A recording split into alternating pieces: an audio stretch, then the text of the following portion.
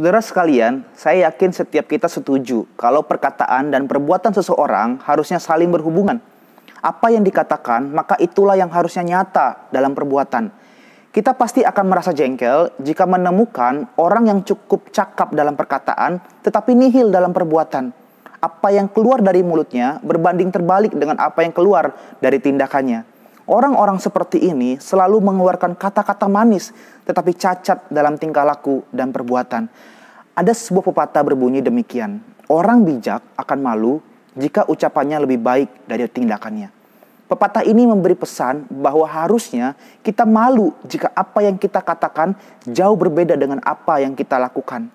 Dan saya yakin sejak kecil pasti orang tua kita menanamkan dan mengajari tentang nilai ini. Tentang apa yang hendak dikatakan, itu jugalah yang hendaknya kita lakukan. Bahkan Yesus sendiri pun juga menaruh perhatian penting tentang hal ini.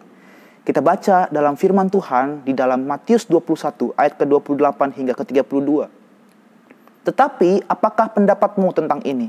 Seseorang mempunyai 2 anak laki-laki. Ia pergi kepada anak yang sulung dan berkata, "Anakku, pergi dan bekerjalah hari ini dalam kebun anggur." Jawab anak itu, "Baik Bapa," tetapi ia tidak pergi. Lalu orang itu pergi kepada anak yang kedua dan berkata demikian juga. Dan anak itu menjawab, "Aku tidak mau." Tetapi kemudian ia menyesal lalu pergi juga. Siapakah di antara kedua orang itu yang melakukan kehendak ayahnya? Jawab mereka, "Yang terakhir." Kata Yesus kepada mereka, "Aku berkata kepadamu, sesungguhnya pemungut-pemungut cukai dan perempuan-perempuan sundal akan mendahului kamu masuk ke dalam kerajaan Allah. Sebab Yohanes datang untuk menunjukkan jalan kebenaran kepadamu, dan kamu tidak percaya kepadanya. Tetapi pemungut-pemungut cukai dan perempuan-perempuan sundal percaya kepadanya. Dan meskipun kamu melihatnya, tetapi kemudian kamu tidak menyesal, dan kamu tidak juga percaya kepadanya." Saudara, perumpamaan ini Yesus berikan untuk menegur imam-imam kepala dan orang-orang Farisi. Anak sulung menggambarkan pemberontakan dalam hati dan tidak mau menuruti perintah bapaknya.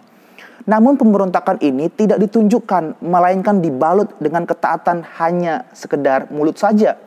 Lewat mulutnya dia berkata ya atas perintah bapaknya, tetapi justru berbeda dengan apa yang dia lakukan. Anak sulung ini merepresentasikan orang-orang Farisi saat itu. Mereka berusaha memperlihatkan kalau mereka adalah orang yang saleh, membaca firman Tuhan di depan gerbang kota, menjalankan perintah Tuhan, di jalanan mereka memuji Tuhan. Memang dari luar terlihat rohani, tetapi di dalamnya terdapat kebobrokan yang mengerikan. Bayangkan saja mereka berhak menuduh seseorang berdosa, menganggap diri lebih benar. Di depan orang banyak mereka memuji Tuhan, padahal mereka juga sedang memuji diri mereka sendiri. Hal ini juga menjadi teguran bagi setiap kita, orang-orang percaya. Kita mungkin rajin datang ke gereja, beribadah kepada Tuhan, tekun baca firman, ikut dalam berbagai persekutuan. Tetapi justru itu semua tidak berdampak dalam hidup kita. Kita fasih menunjukkan kesalehan kita, tapi kita gagal dalam ketaatan akan firman Tuhan. Tidak ada hati yang sungguh-sungguh untuk mencintai Tuhan. Tetapi Yesus juga memperkenalkan seorang anak bungsu.